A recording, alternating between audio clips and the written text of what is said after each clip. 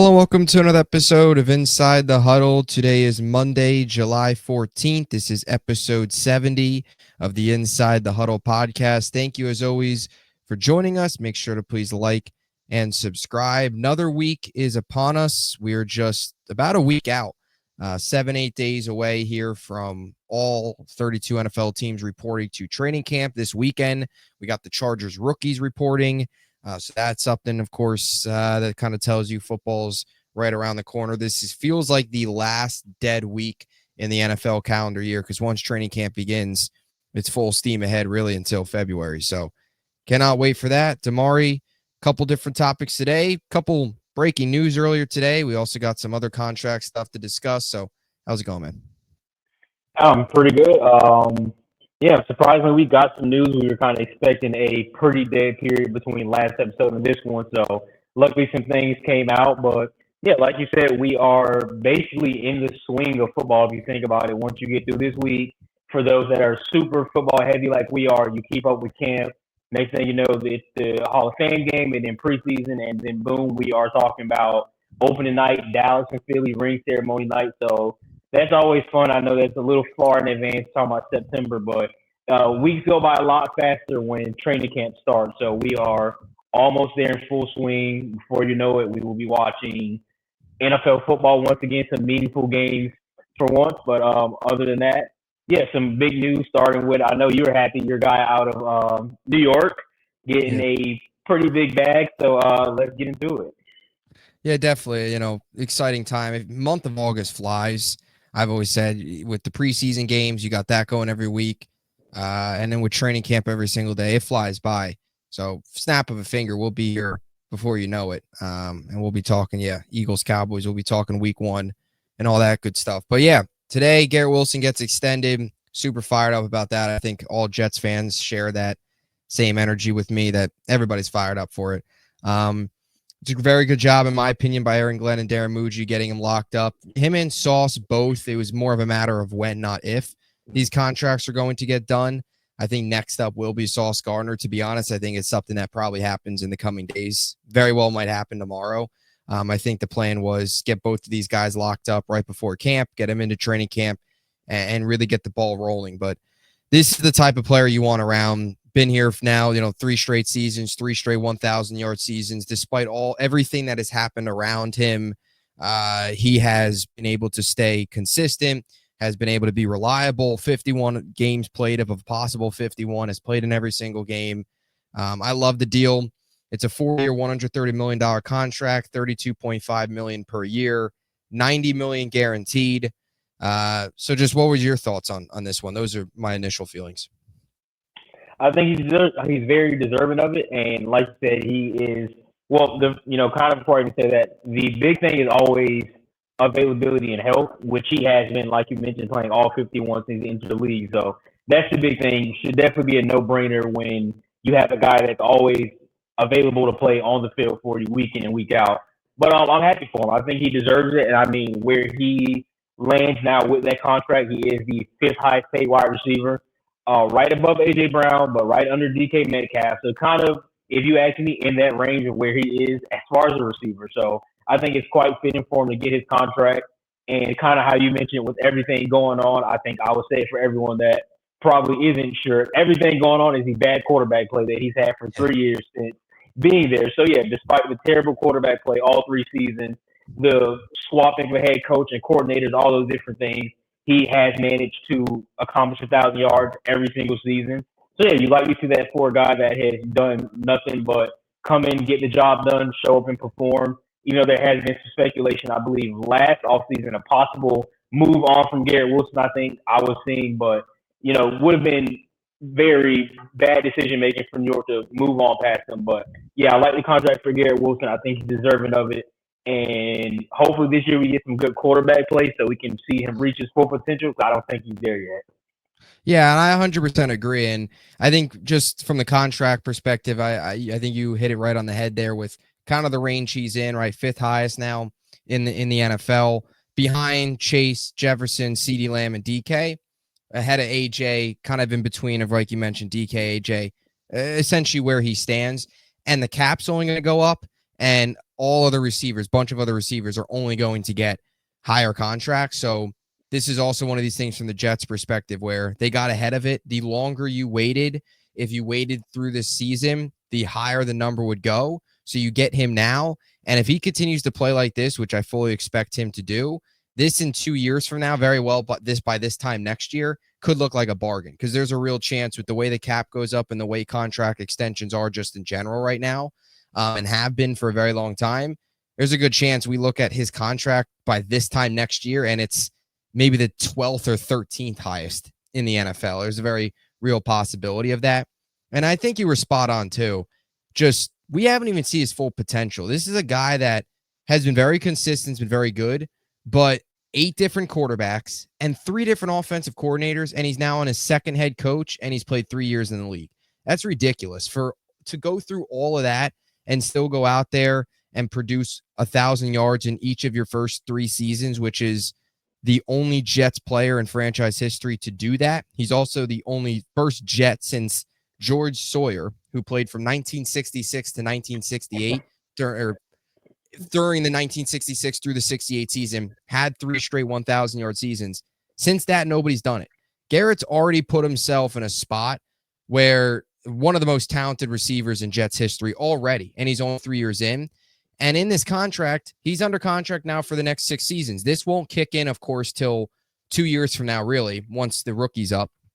They obviously picked up his 5th-year option. So once that is up, this will kick in. And that's what's so important. They're going to have him for age 25, 26, 27, 28, 29, and 30. The next time he'll be up is 2030. After the 2031 offseason, that's the next time. You're getting him for the prime of his career. He's just entering the prime of his career. You're going to have him for his entire prime. I've said this many times. I said it earlier today when the deal went down. I think Garrett's going to go down as one of the best Jets receivers of all time. There was actually and I think, he'll have his name up in the Jets Ring of Honor one day. I truly believe that if he continues on this trajectory. And this is crazy. I saw this stat earlier today.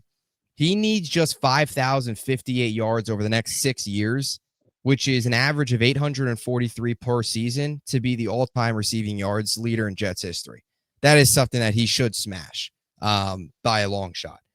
So, and to the point of getting to be that 1,300, 1,400-yard guy, Tanner Engstrand has mentioned it many times. They are going to tailor this offense for Garrett Wilson. The offense is centered around him. That is the first time we've heard that. Previous offensive coordinators did not do that. There was nothing easy either with Garrett Wilson. It was always a lot of tough, difficult catches by the sideline. There was nothing easy all over the open. Everything was difficult.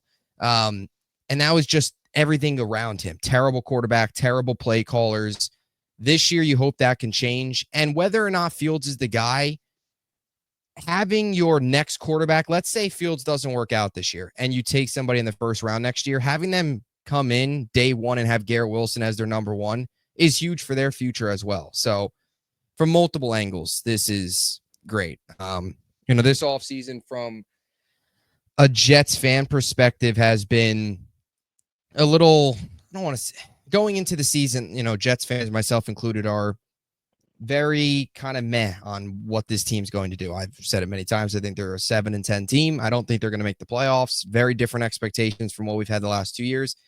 Today is a day where it's great for the fan base, right? Get the fan base energized going into training camp. He's a good leader. He's an awesome guy off the field as well. The type of blue chip cornerstone piece you want around for a while. I guess I'll ask you this. College teammates, what can Garrett Wilson and Fields do if they're clicking on all cylinders? From your perspective, I mean, you think this is a year for Garrett where he can take off with the right play calling, where the offense is centered around him, they're scheming him open, giving him easy, opportunities, and if Fields can take a jump, is this a year where Garrett can put himself up there 1,400 plus yards? I'm not going to compare the two, but we do see a set of college teammates currently terrorizing the league as it is. Same conference, different division. We all know about Burrow and Chase. So I say that to just kind of mention, well, even though those two were closer, in years of separation from college to NFL compared to Fields and Wilson, that chemistry, that connection, I feel never goes away. So it gets to that point where I think those two are going to click and they're going to gel almost immediately. Like, obviously, you still need the reps and practice and whatnot, but I feel like Fields can step in. Let's say, game one and instant connection, those guys get it going, they have it rolling. So my answer to that is, yeah, I think Garrett can get to that 13, 1400, and they have the possibility of elevating each other. Obviously, Garrett Wilson's going to elevate Justin Fields more than Justin Fields is going to elevate Garrett Wilson. But I think it just, kind of, just to reiterate, it gets to that point where you play with a guy so long in college, and as much success as they had together in college, you get to the pros where you're just like, that's my guy. And I'm going to mention this again, bring this guy up, watching quarterback, and Joe Burrow made a statement about Jamar Chase, where he's like, if you have a guy like that on your team as the quarterback, your job is to get him the ball. If you don't get him the ball, you probably shouldn't be the quarterback of that team. It's the same thing for Fields. It's the same thing for Garrett Wilson. He is one of those players, you have to get him the ball. You mentioned it, where if Fields doesn't work out, they go get a rookie next year, regardless who that is, Cade Klubnik, Arch Manning, it doesn't matter. You get Garrett Wilson the ball. So I think that's going to be the big thing for Fields this year, where you have to trust your guy. You trusted him in college. It got you where you are right now. You continue to do the same thing every given Sunday, no matter who's over there on Garrett Wilson. So I honestly think they both have a pretty big year. I think Garrett Wilson takes another huge step, because not only does he get that extension, you're a little more motivated now. You got to kind of prove, like, hey, I'm worth what you just paid me. Obviously, Justin Fields wants to either keep his job in New York, or if they go another direction in a gap year, prove like I kind of jump started my career, I guess you could say, take me somewhere, kind of what Sam Darnold did. So I'm expecting a big year for both of them. It kind of sucks you say 7-10, because I think the two of them can, on clicking, offense is going well, the play call is good. I think they can win 10 games. Yeah, I agree. Look, if everything goes right and Fields take that big jump and the defense gets back to where they were really a year ago, not last year, 2023 type of defense under Glenn and that new system, they're a team that I think can scratch out 9-10 wins if everything goes right. And I'm glad that you mentioned about Garrett too, and not just about him being motivated, and not just him, but players in general. A lot of times people kind of look at a guy when they get a contract extension, and this doesn't have to do with Garrett Wilson. This is just the entire umbrella of anybody that gets a contract extension.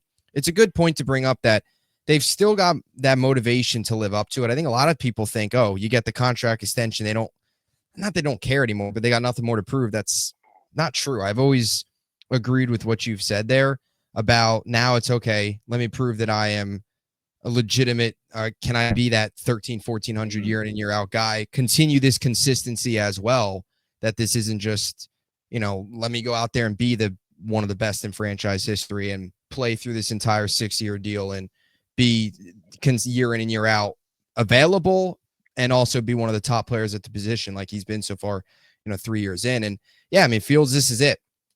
We've mentioned this a couple times. If Fields struggles this year, that's it. He's not going to get handed the starting job anywhere else. So he's got that motivation. And you bring up a good point with the Burrow and Chase stuff. That college connection always doesn't take much to rekindle that, and you hope that we see that on full display.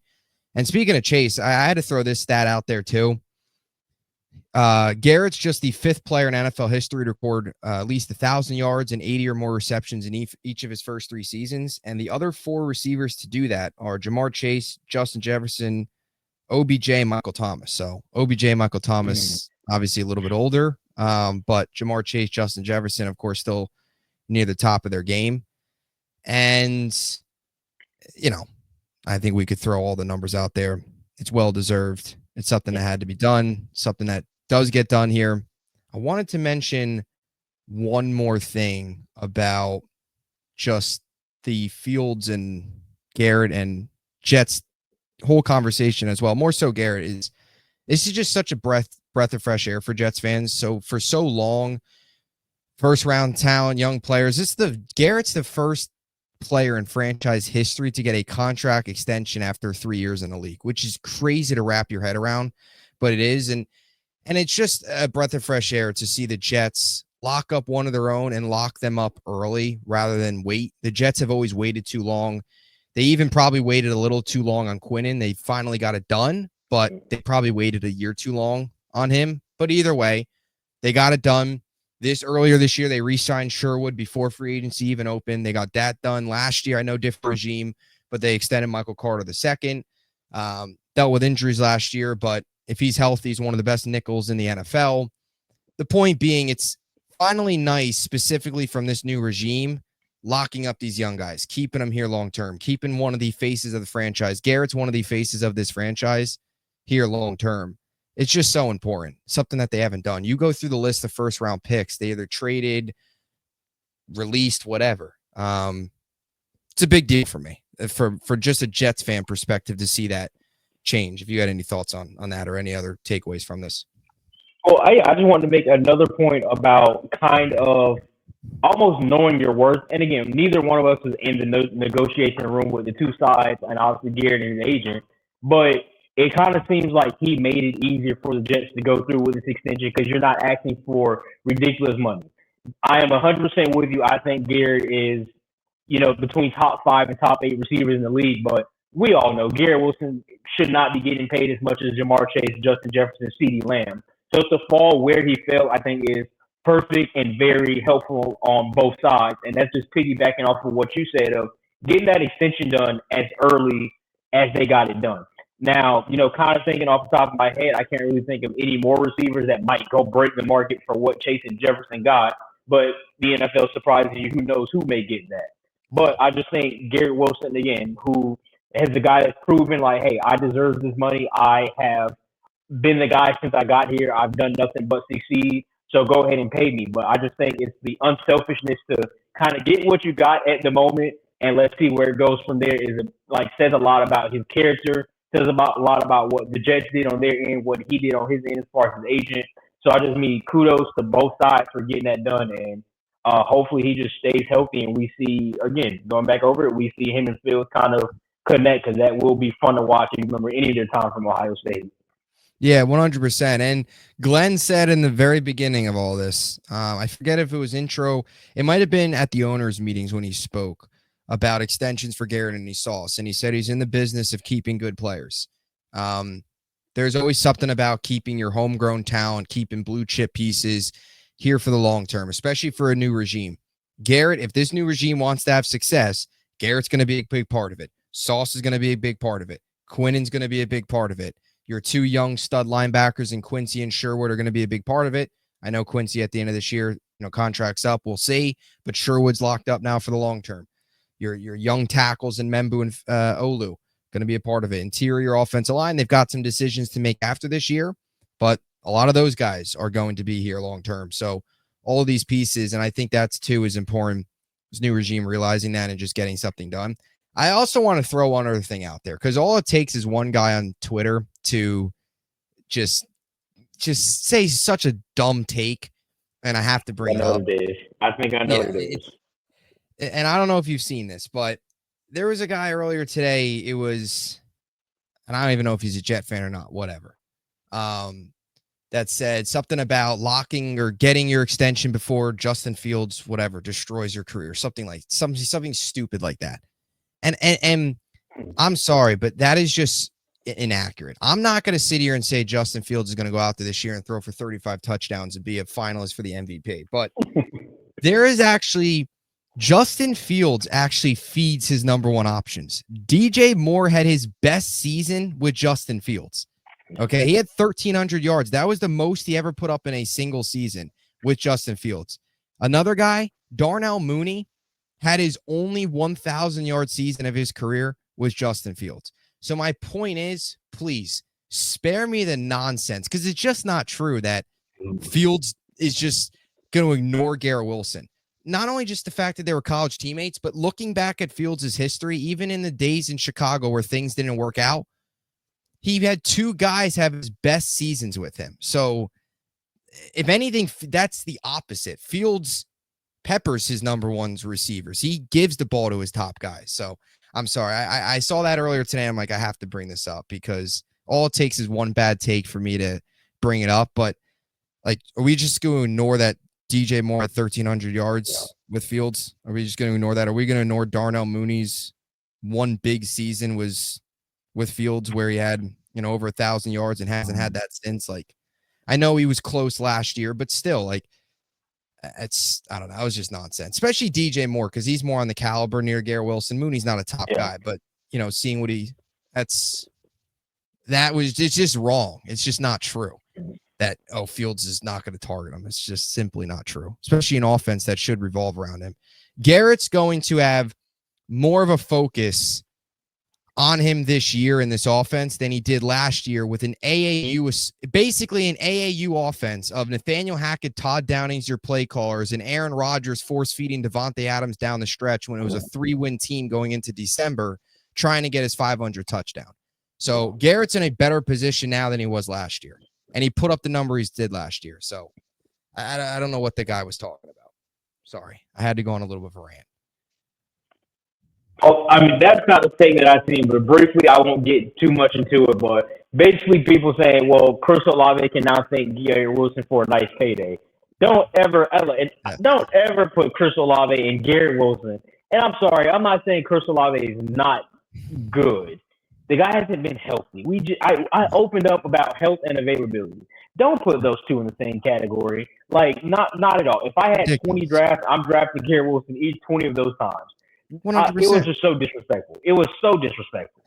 Even when Olave was healthy, Garrett was better. Just look at the numbers rookie year and the second year where Olave played 15 games, 16 games. Garrett was better. Garrett's had more receptions than him in every single year. I didn't see that one, but that's ridiculous. It was bad. If you're gonna say something, I'm here for the hot takes. You have opinion on it, fine. But don't say something that's flat out false. Olave better than Garrett's flat out false.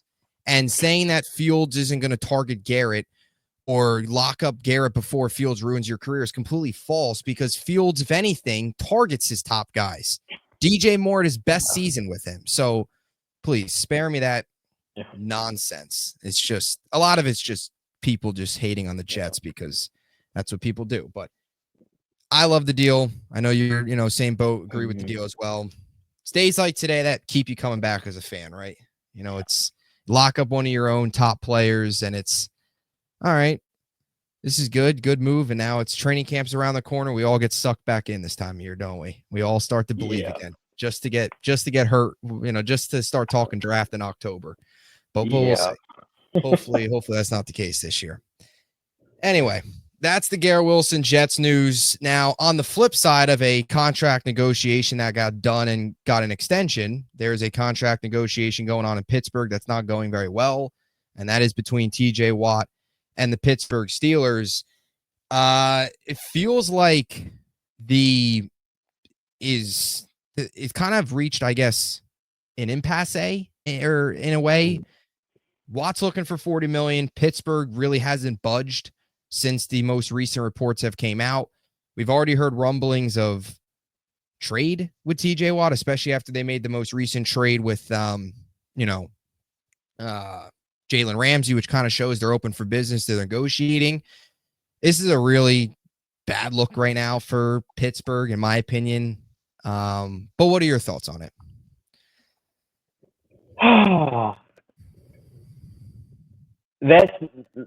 That is one idiotic front office if they trade TJ Watt. He's just one of those guys. I know business is a business, but he's just one of those guys. I feel like it just gets to a point where you should just have a blank check. Just to throw a little bit out at you, just so you kind of understand where I'm coming from with all of this. TJ Watt entered the league in 2017. He has had the most sacks since entering the league in 2017 with 108. He also did not play in 6 games in 2022. He missed some time. He only played 10 games. He has 10 forced fumbles and 5 fumble recoveries in the last 2 seasons. Blows anybody else out the water. And he only trails Trey Hendrickson in sacks for the last 2 seasons. And you don't want to pay this guy $40 million. And he has consistently proved that he is, you can say, the best pass rusher in football. I know there's some other names you can throw out, but you can say he is the best pass rusher in football. He does so much more as a pass rusher. Like, he affects the game in so many other ways, and you don't want to pay the guy.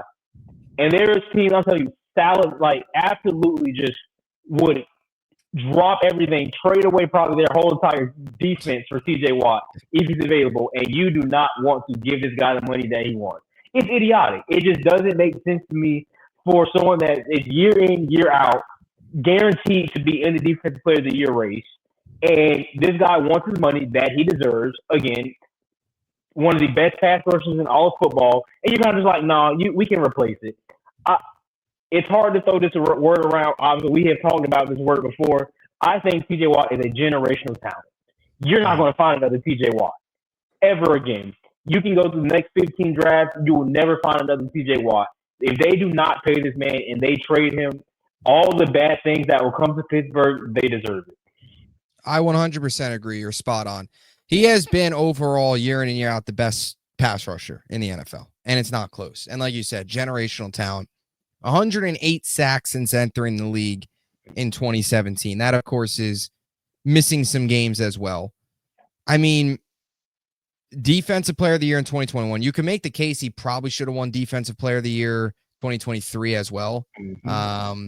Didn't. Is that the 19 sack year? Yeah, 19 sack season. I believe that was Myles Garrett, I believe, that year. I think TJ Watt actually had more sacks, pressures. I remember looking at the numbers. TJ Watt was essentially better than Garrett in everywhere, but it was, in a way, a lot of times these people get voter fatigue. So, it happens all the time. We see it sometimes in the MVP race too and stuff. Same guy every year. They're going to go vote somebody different, but that's besides the point. I'm 100% with you. It's ridiculous that there are certain guys in the NFL, certain guys that have what they do for your franchise, that there's really no negotiating point. It's basically what they want, you give them. Especially when you're looking at what Cincinnati's dealing with Trey Hendrickson. And just from Pittsburgh's perspective, it's just such a bad look. And I'm going to be pretty blunt here with this. This is a Steelers team, and I love Mike Tomlin. You know that. Mike Tomlin, I'm very high on Mike Tomlin. But if we're being fair here, because I can't believe that Pittsburgh's even in this situation. This Mike Tomlin might not have a job right now if TJ Watt wasn't a Pittsburgh Steeler. There's a real shot. And look, Mike Tomlin has done a lot of great things, but this has been an offense that's putrid. The only reason this Steelers team the only reason they've been relevant the last couple years in getting to the playoffs is their defense. It's the only reason. It's been on the backs of the defense. It hasn't been the quarterback. It hasn't been the offense. It hasn't, none of that. We've talked about the offense basically like you're watching something on a VHS tape or whatever they're called from 1940, right? Black and white. You don't even have color. That's how bad their offense has been. The reason they've been in the playoffs, the reason they've had these winning records recently is their defense, and it's headlined by TJ Watt, their star pass rusher, your generational talent, a guy that you'll look back on and you're not going to see seasons like this year in and year out by many other players. You're just not, right? At the peak of his career right now. And to not extend him, to potentially do your due diligence on a trade is ridiculous. This is a Steelers team that without TJ Watt, they would stink. They would not be in the playoffs these last couple years, if I'm being honest. And I like Tomlin a lot, but am I wrong? I mean, if they don't have TJ Watt, this team's a joke. They're not. Tomlin probably doesn't have a job right now. I mean, who knows where they're at? They're probably in their third different coach by the time TJ Watt got drafted to now. That's how much of a role he plays. I just want to add where I'm about to continue to agree with your point, where, I'm going to use the Cowboys standpoint from it. If I'm me as a Cowboys fan, week 12, you play Pittsburgh and there's no TJ Watt, you're like, oh, that's just Pittsburgh and their defense. It's not really nothing to worry about. TJ Watt on that field, that is a completely different story. You lose sleep, you have nightmares, night sweats, you worry what TJ Watt might do to your offensive tackle. That is how good TJ Watt is. And I mean, it's just so crazy, kind of off topic, on topic at the same time. But you just mentioned it. From Pittsburgh, like, why are we even dealing with this? And you can say the same about Cincinnati and Trey Hendrickson. You can say the same thing about Dallas and Micah Parsons. These are guys that you will not just go replace in a draft. Not saying they are all generational, but you're not about to go grab a guy out of Iowa that's going to be as good as Micah Parsons. And I know he didn't go to the same school. I'm just mentioning, just in general, you're not about to go grab a guy from Mississippi State to replace TJ Watt. Like, these guys have made their names for themselves, and they have proven, like, I am here. I am what you think of when we talk about defensive alignment and the, efficiency of a pass rusher. And you think you can just move on and just go grab a guy out in the next draft like it's that easy. It's not that simple. So, again, for Pittsburgh, to this to even be a conversation, it's absolutely ridiculous. I just don't get it. Yeah, it's a joke, and it's just a bad look too from a Pittsburgh perspective, right? Even though they haven't won anything in a very long time, and they've kind of been the poster child for mediocrity in a way, right? We always joke that they're just as far away from a Super Bowl as they are from getting the number 1 overall pick in the draft. That's how much in the middle they are. This is an organization that is respected. They're run well. They've got continuity. They've got like they're a well-oiled machine, right? They've had 3 coaches in, I don't even know how many years. Historically, very low amount of coaches. When my favorite team, like the Jets, a ton of these other teams, they go through coaches every 2 years, 3 years. They go through coaches like you change socks. Steelers aren't that. For an organization like that, my point is, it's just such a bad look on that level as well, where well-oiled machine, pieces have been in place for a while, and you're not going to extend in a franchise that has had a lot of great players. TJ Watt already goes down as one of the franchise great players. You're not going to extend him. And I'll echo it again. Without TJ Watt, this team stinks. Let's just remove TJ Watt. Who are you scared of on this Steelers team without TJ Watt? They're not scared of the 41-year-old Aaron Rodgers, okay, which automatically makes you not overly scared of DK Metcalf. You scared of Jonnu Smith, Pat Freiermuth? You're not scared. Not going to make you, like you said, they're not going to keep you up at night. You look at the defense. Sure, they drafted Derek Harmon. He's not going to be JJ or TJ Watt. He's not. And your point was spot on. And that was the whole thing too with Cleveland. Everybody in Cleveland was basically, oh, okay. Well, not in Cleveland, but the outside world was like, okay, if you trade Myles Garrett, you just go and draft Abdul Carter. Like, it's that easy to fill Myles Garrett's shoes. Yeah. Oh, we'll trade TJ Watt and we'll get, the best edge rusher next year. Oh, yeah, because that next edge rusher is going to have 108 sacks in his first, 8 seasons in the NFL? Yeah. That edge rusher is going to go out there and put up 19, 20 sacks year in and year out and be a defensive player of the year. Mm-hmm. That edge rusher is going to be a generational talent. Yeah, that's not true. And your secondary doesn't scare you. I know we talked about this last week. To be honest, I'm not scared at all of a aging Jalen Ramsey and a 34-year-old Darius Slay that struggled to see playing time on a Super Bowl team in Philly last year. So, yeah, I mean, I don't know. Here we are again with Pittsburgh. Just to add one more point of the secondary, kind of tying in with the defensive line. It doesn't matter who you have in the secondary. It all starts up front with the pass rush. No TJ Watt is no pass rush. So, hey, I mean, can you imagine? Can you just imagine Lamar Jackson and Joe Burrow with no TJ Watt on the field, enough time to take a snap, go to the locker room, hydrate, play probably a game of dice, come back out and still throw a touchdown pass in enough time because there's no pass rush for Pittsburgh. It doesn't matter who you have in that secondary because you can't get to the quarterback. And in that division, with those two quarterbacks, you need to get to the quarterback. So I hope they remember that you have an MVP and another guy who we both think is going to win MVP this year inside that division, and TJ Watt just won't have any effect. If that's the case, then we might be talking about Pittsburgh drafting top 10 for the first time in forever because they're going to be bad. Yeah. There was an interesting quote. I was reading the CBS Sports article earlier today on just the situation about TJ Watt. And I don't know. This just to me, and I don't like the Steelers at all. I, in fact, hate the Steelers in a lot of ways. Knocking the Jets out of the AFC title game always stings. So I'm not the Steelers are, I'm not a Steelers hater, but I thought this was interesting. And this just gives, but I don't like the Steelers. But my point is, I don't like this to me just gives a really bad look to the organization. So back in 2021, there was a 2021 exchange supposedly that happened where it was Quote, TJ Watt was openly told, "You're fortunate to be a Steeler." And his response was, "You're fortunate to have me."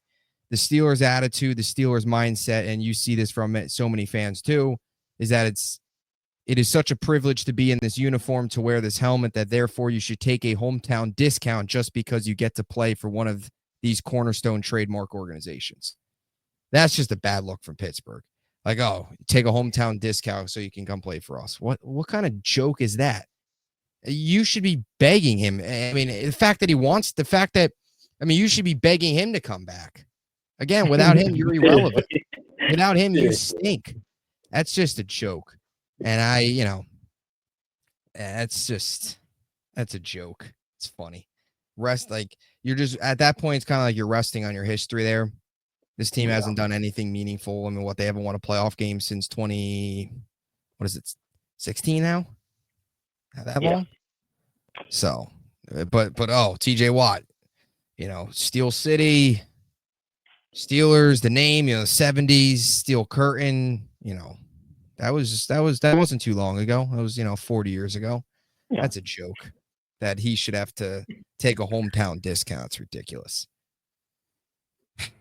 Bad look, terrible look for Pittsburgh. Mm-hmm. If TJ Watt is not in a Steelers uniform, they are winning 6 games this year. And barely that.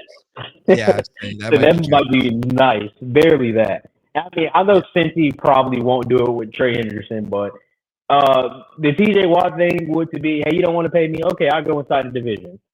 And even Cleveland, you pair up with Myles Garrett, any of those 3 teams, I think absolutely hop at the opportunity for TJ Watt. You let me go play in the division. I will ruin your season 2 times a year. How about that? Yeah. I would be curious to see what the trade return would be for TJ Watt. I don't even know. It's going to be ridiculous. It would probably be your first this year, first next year, easily, and maybe a second and a third. I mean, it would probably be like 4 picks. Probably maybe 2 firsts, 2 seconds, 2 firsts, a second, and a third, and then a good player. You would have to get back a starting level player, whoever that might be. I don't know. I don't know what team out there. Not saying what team would want TJ Watt. I'm just saying I don't know what team would, like, off the top of my head. I mean, the Bills we always talk about. I know they have Bosa though, but every year they're always a team that's in the market for an edge. Off the top of my head, I'm trying to think of. Kind of just back to the point of, obviously you have what you have on one side, but if right now with the edge rushers that we are talking about, unless you are San Fran, Dallas, Cincinnati, bearing that Trey Henderson does get an extension, any team should be willing to pay that price. You're right. Yeah. I mean, yeah, Joey Bosa at this point, you're correct. Wouldn't. Here's an interesting one. If TJ Watt got dealt to Washington, they're in the middle of the Terry McLaurin trade standoff right now. And with the Garrett Wilson stuff earlier today, that was kind of my thought process. Like, okay, McLaurin's probably going to get done next. And that was another big reason why I was happy with the timing of the Garrett Wilson extension, because you wanted to get that done before the Terry McLaurin stuff, because you could probably get him at a lower number. But if that standoff continues, we've already heard some Terry McLaurin trade rumblings. Yeah. Could you deal Watt to Washington and get McLaurin back, where you get another receiver? But I mean, I wouldn't give up. It's still, to me, I mean, even you could find a way to say, oh, okay, the Steelers get a wide receiver too, him and DK, that could be dangerous, but I'm sorry, it still doesn't outweigh the fact of giving up TJ Watt. It just doesn't. I'm sorry. That's great. You might score 38 points, maybe 3 weeks, and Rodgers remember how to play football, and he's not on ayahuasca. But you're definitely going to be the Bengals from last year. You're going to score 38 and you give up 42. Congrats. Yeah, you'll get 3 good weeks from Rodgers before him and Arthur Smith start screaming at each other in team meetings. Yeah. Because Arthur Smith wants to run the 1940s offense. Rodgers wants to be innovative and run the 1950s scheme. So, That would be their argument. So, but yeah, I mean, if it was, I mean, who's like, I don't know, if it was like a good edge rusher but not elite, yeah, you pull the trigger any day on the McLaurin thing. But interesting thought anyway to maybe throw that out there as, the NFL can get wacky sometimes. So we'll see. I mean, nobody saw the Jalen Ramsey, that entire package happening. So, and that was there was no real rumors about that either. Again, we knew Ramsey was going to get moved, but we didn't know about all the other pieces that were going to be in there. Jonnu Smith as well, quietly, but nobody saw that coming in just a one-team swap with Minkah Fitzpatrick going back to Miami, which is weird. So maybe the Steelers are working on something. All reports have been that, they're doing their due diligence, but I mean, what does due diligence really mean? I mean, I don't really think the Steelers are gonna have to call around for TJ Watt. It's probably already getting calls anyway. But anyway, we'll see. We'll see what happens. But it's just crazy, Garrett, out of all of this, the Browns actually look like a well-run organization. Yeah. 3 edge rushers needed contracts. Now, I know Garrett, it was messy to get there with the trade request, but he got the contract. And now you got Bengals and Steelers. They look lost right now with the Trey Hendrickson and TJ Watt stuff. And somehow the Browns actually look good coming out of this until you look at the quarterback room. And then, that changes your opinion pretty quickly. But, from an edge perspective, they've got their stuff figured out for now. All right. So that'll do it for the contract stuff. So next up here, we're going to do something a little different. Immaculate grid here. Obviously wrapping up kind of this dead period here. Throw this grid on here. So I messed up and I accidentally did today's grid accidentally. So we're going to throw it back and we're going to do 2 grids from these last 2 days.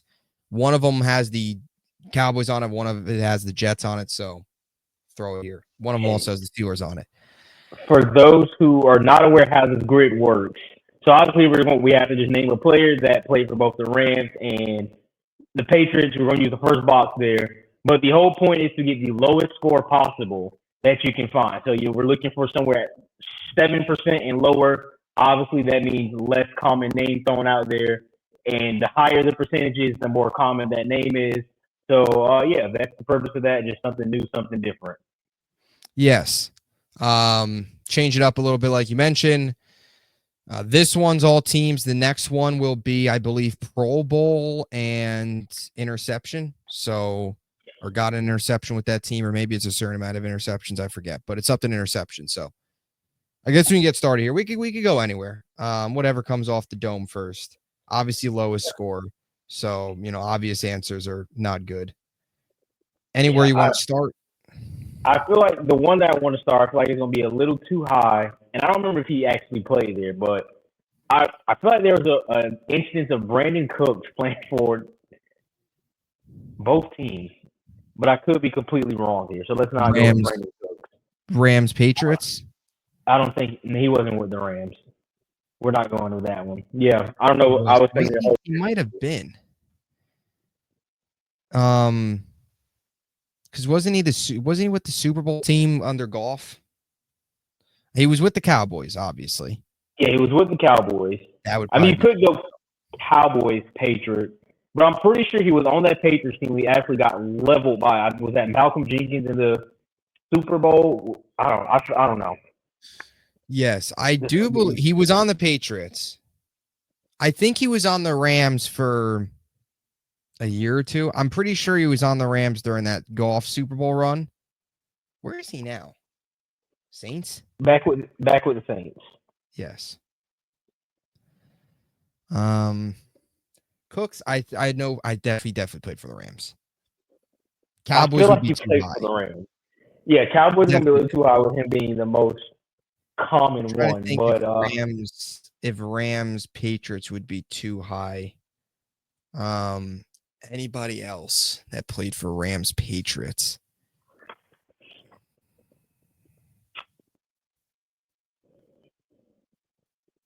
That would be the one off top of the dome that I know. Or that would. I really can't think. I mean, the only one looking through all these, it's kind of difficult to kind of go through. I feel like no one's ever played for the Raiders, and I feel like everyone who's played for the Raiders, their career just ended after they left the Raiders. So that one's a little tough. Cowboys, Niners, the only one I can think is Dion, but I believe that's a little too high. Yeah. I don't remember Brandon Cooks. I feel like he played for the Rams. I feel like that was. Definitely. I actually think he might have played more because he was only with the Patriots, I think, for a season. Yeah, it wasn't long. He was New Orleans for like the first 3 years of his career, 3-4 years. And I think he went to New England, and I think he went to the Rams, and I forget after that. Was it Rams? I forget. I think he was definitely. I know for a fact he was with the Rams for that Super Bowl team.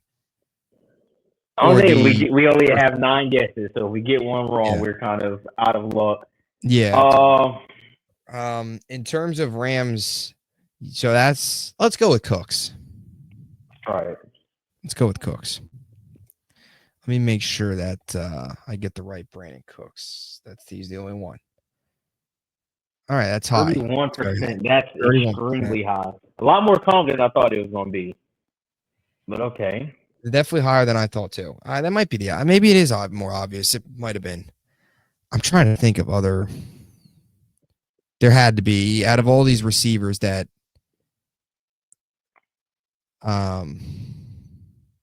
Anyway, all right. So we got Cooks, Raiders, Patriots. This one feels obvious. I feel like there's a linebacker. I mean, Jacoby Myers is too high. Yeah, Myers is high. I feel like there was a linebacker that played. Jimmy G is probably too high. Jimmy G might not be that high, actually. It's probably going to be high, but... He probably will be high. Spillane, that's this year. That just happened. That's going to be too... He hasn't even played for the Patriots, so that won't count. Yeah. Receivers. I feel like there was another receiver that played for... wait, did he play with the Raiders? No, I don't think he did. Did he? Did Randy Moss play with the Raiders? I was just about to say Randy Moss. I think Randy Moss played with the Raiders at a point in time. He might have. I think he might have. I was just about to say the Raiders or Randy Moss. I think Randy Moss played with the Raiders. Was the Raiders before New England or was it after? Was it one of them Randy Moss washed up? I think it was after. I think we should go with Randy Moss. I think we should try that one. Randy Moss. I'm pretty sure like there was a time where Randy Moss high though because once somebody gets Moss, you know they're throwing it down. That's true. I think Garoppolo might actually be lower than Randy Moss. Let's go Jimmy G. Garoppolo is more recent. I mean, Moss was back early 2000s. I don't know. Randy Moss or Jimmy G? Let's go Jimmy G. Jimmy G might be high. All right, 13%. 13, okay. There is one. I don't think he played a regular season game for the Raiders. Who is that? Frozen Feet Antonio Brown for Raiders and Steelers. Yes. But I don't think he played the game. But he did not play a regular season game. I don't think so. Any for Cowboys Patriots? Cowboys Patriots.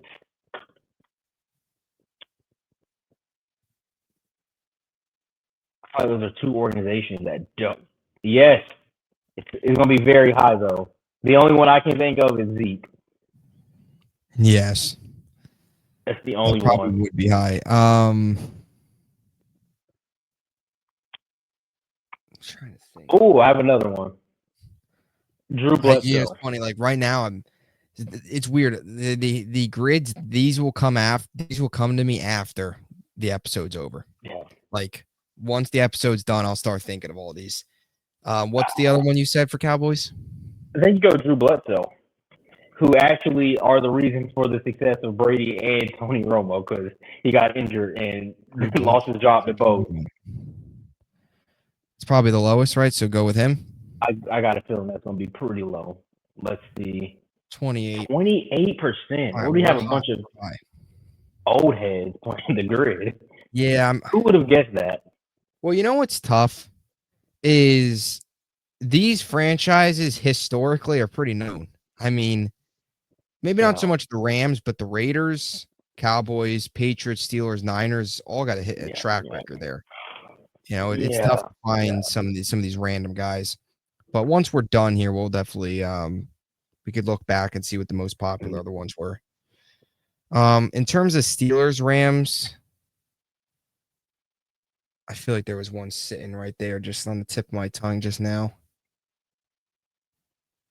Steelers, Rams.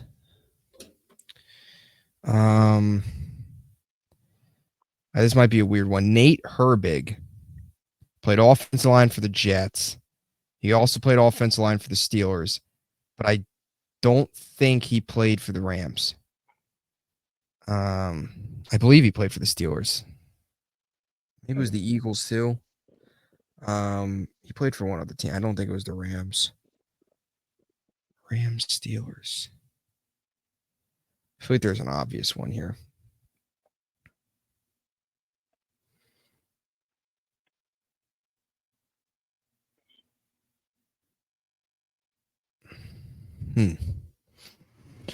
Like everyone thinks they have ball knowledge up until this grid hits. And I guess everything just goes out the door. Raiders, Steelers. If we change, move on. I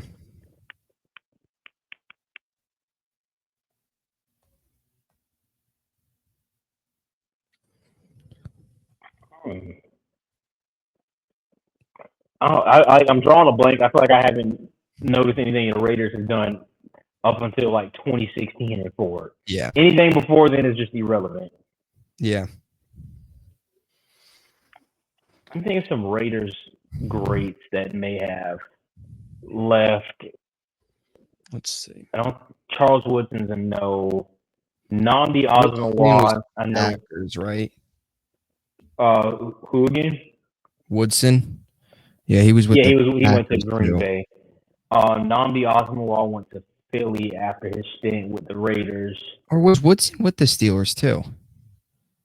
No, he wasn't. You're right. He wasn't. Marshawn Lynch is a no. Mari Cooper's a no. Michael Crabtree's a no. It's tough. What about that? Did he play for the Cowboys? That could be Cowboys Steelers. Jalen Smith, was it? The linebacker. Yeah. He played for the Cowboys. He definitely played for the Cowboys. I don't know if I know he went to the Giants, so that's like one of my Cowboys polls. Yeah, I don't think he went to Pittsburgh. I don't think so. Mm-hmm. I thought he did. What about Rod Woodson, Pittsburgh legend? I think he did play with. That's before my time. Yeah, I don't know if he played with that one's probably going to be too high anyway. Like if he played for the Raiders, it's going to be too high. Did Jalen Smith play for the Cowboys? He did, right? He did. We drafted him. I don't remember him going to Pittsburgh though. I thought he played for Pittsburgh. I know it was the Giants, and I don't remember who else was there after that. Maybe I'm thinking of Bud Dupree. There was one of them that was. I think he played Pittsburgh. Let's try it. Let me see. Let's see. This is a big moment here. Oh, he didn't. Okay. I screwed up. Did he play for the Cowboys? He did play for the Cowboys. Maybe I'm thinking we drafted Smith. Yeah, we drafted him. Let me see. I'm gonna look him up, Let me see. Cowboys and Niners. The only one I can think of. Steelers practice squad. Okay. Cowboys, Niners. I'm drawing blank. Let's see. He's back with the Raiders now. Okay. My bad. Hasn't played a snap though. Okay. All right, where are we on? Niners. I mean, T.O. is probably an obvious one, right? That's probably too high. Yeah, He was with the Cowboys 2016, 2021. at what point do we go with just the obvious and just complete the grid? I can't think of Yeah. any.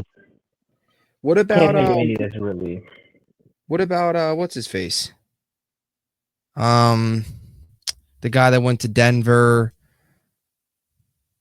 Randy Gregory, was it? I think he was with the Niners. Both, right? Let's try. I believe so.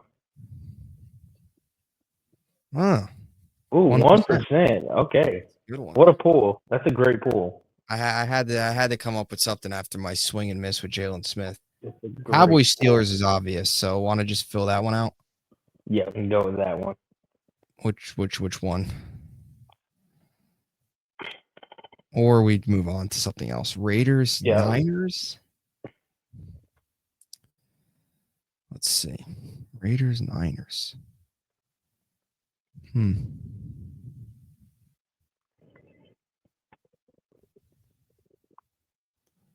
Oh, I'm drawing blanks. Blanks.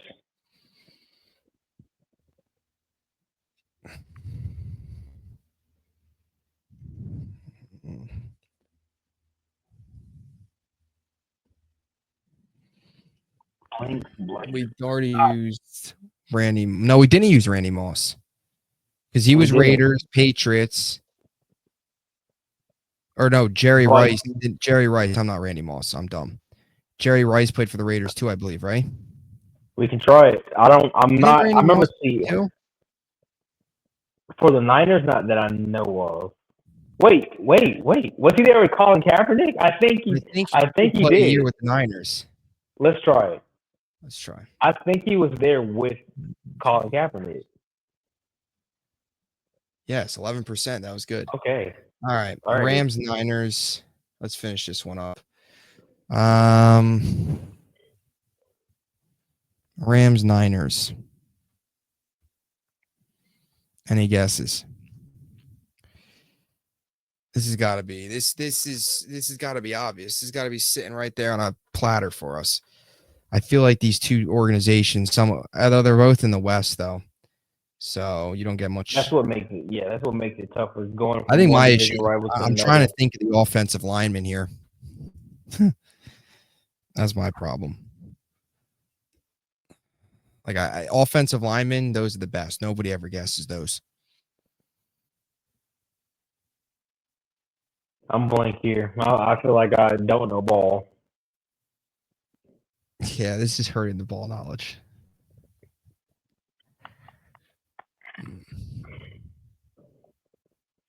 Steelers, Raiders, Steelers, Cowboys. Oh! I have one for Cowboys Steelers. What do you got? What's his first name? He's a safety. Last name is KZ. And I believe, yes. I can't remember his first name. KZ? Yes, he also played with Atlanta, I believe. How do you spell it? Kaze. That's the last name. Yes. This? If I'm correct. Yes. Good poll. 6%. Okay, 6%. All right, we got two more guesses. Rams, Steelers. Anybody from like those really good 70s Steelers teams, I don't know, Steel Curtain, like late in their season play with another team? I don't know.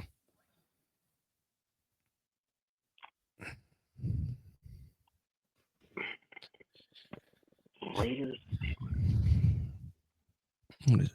So which ones? Steelers, Raiders?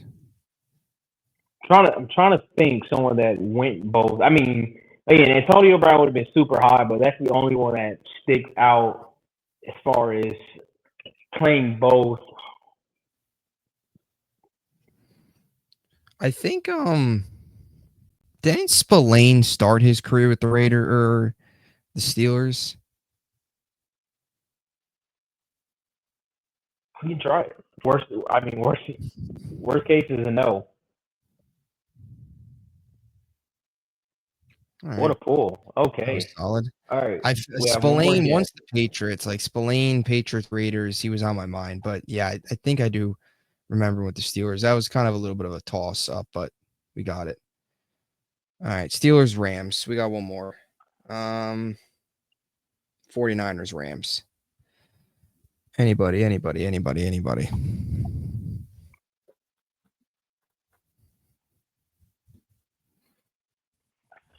Hanging back on some really good Rams players that potentially left. Anybody from like those golf teams? What about what's his face? Did he play with the corners? Witherspoon? Did he ever play with the Rams? Akilla Witherspoon, I think it was. I think he did.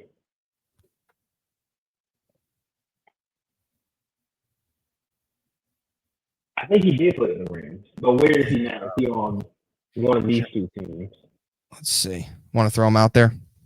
Why not? I guess that was correct. Okay. 3%. Oh, 3%. All right. So the summary here. Most popular Cooks. All right, Rod Woodson. He did Jerome the Bus. Okay. Zeke was the most popular. Jimmy G, Niners, Rams. I didn't even think of that. Okay. Let's see. What was some other ones? Let's see. Which one did we not get? Steelers, Rams. Steelers, Rams. Let's see. Who played for the Steelers and the Rams? And that takes me to a different tab, so it's not going to show. I'll read them off. Let's see. 82. Wow, that was a lot of guys. Bettis. Anybody else? Doesn't show you all of them. All right. So 8 out of 9. All right. Yeah, not too bad. Not too bad. Let's play one more here. This one probably a little bit easier.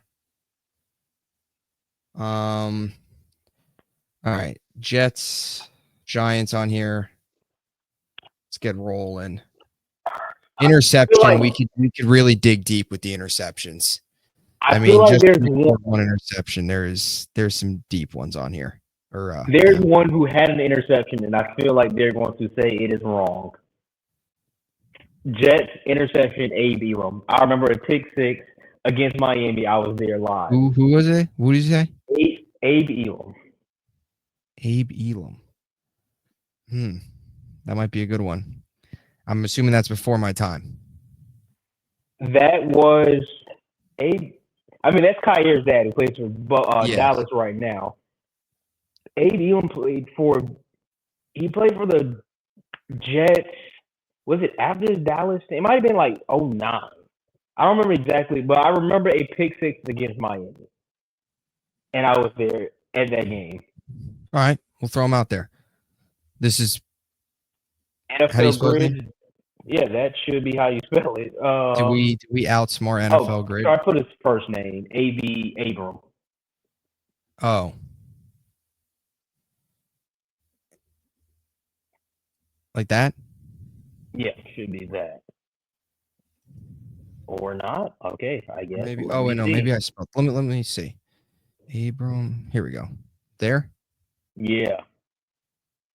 What a poll. 0.05%. It's not going to get any better than that.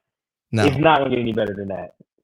And I had some other good ones too. I was thinking of because the Jets have gone through cornerbacks like nothing. Mm-hmm. So. What all right, that's a good one. Right. For Jets, Bengals, this might be high. I'm thinking Lavernius Coles is one of them. I don't know how popular this would be. I'm going to try it. 4%. We're cooking. That's not bad. Jets, Bucks. Whitehead's going to be too popular. There is some Jets, Bucks that I know have got to be on here.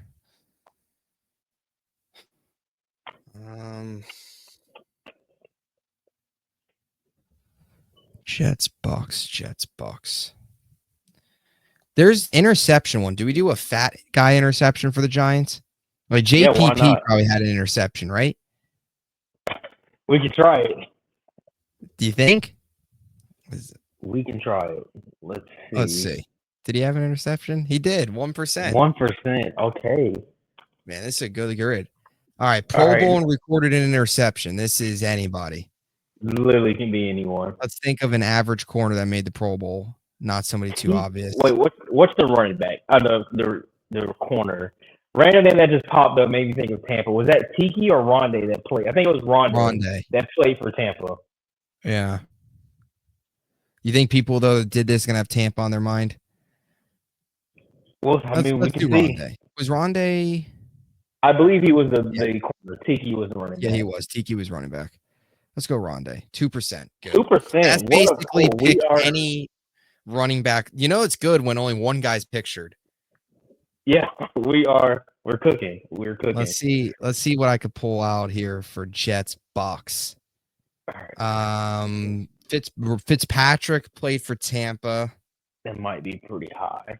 That's probably gonna be pretty high. I think Testaverde played for Tampa too. Le'Veon Bell played for Tampa. Did he? I did not know that.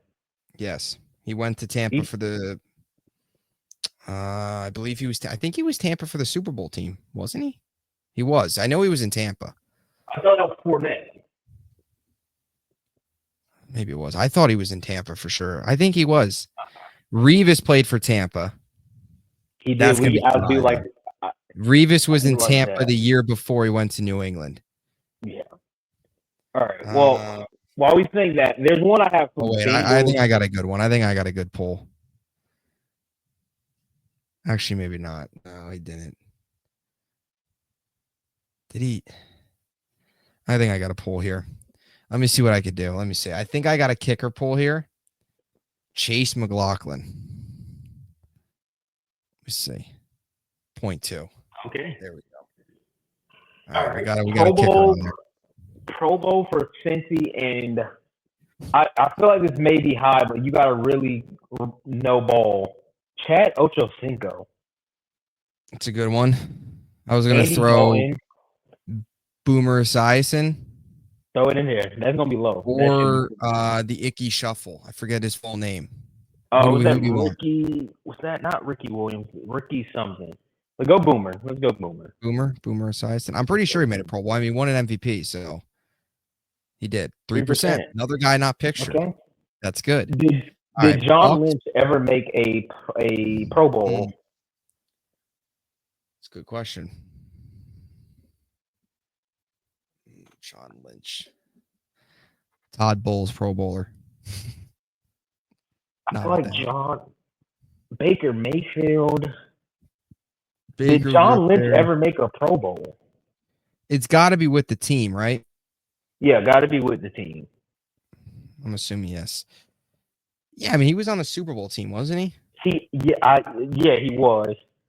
What about, here's another one. If not, Cadillac Williams, who I believe played for Tampa. I just don't know if he made the Pro Bowl. Let's go Lynch. Let's throw it out there.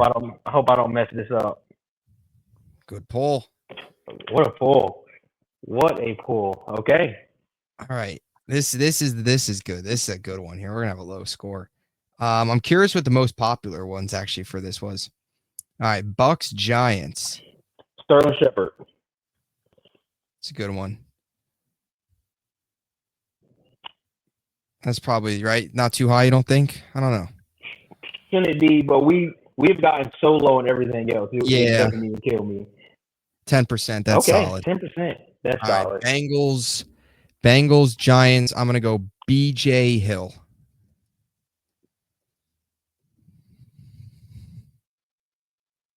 Let's see. What was he? 6%.